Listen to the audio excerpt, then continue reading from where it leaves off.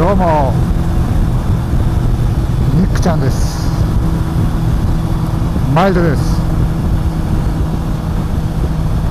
今日はね、この間バイクのね事故で亡くなった同僚のためにじゃないな、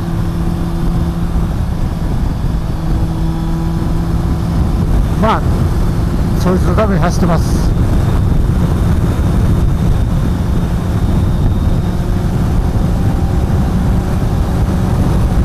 そういう人はね、いつもね顔を合わすたびに一緒に走ろうぜって言ってたけど、結局走ることがなかったさ。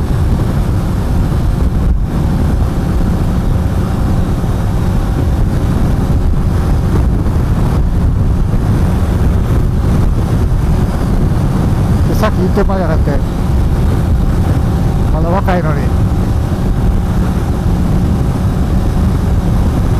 だからさ、今日はそういう人と一緒に走ってます。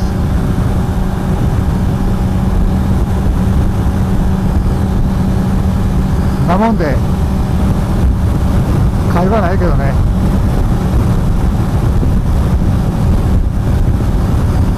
じゃあそういうことでね、今日はその同僚のための走行動画撮ってるんで、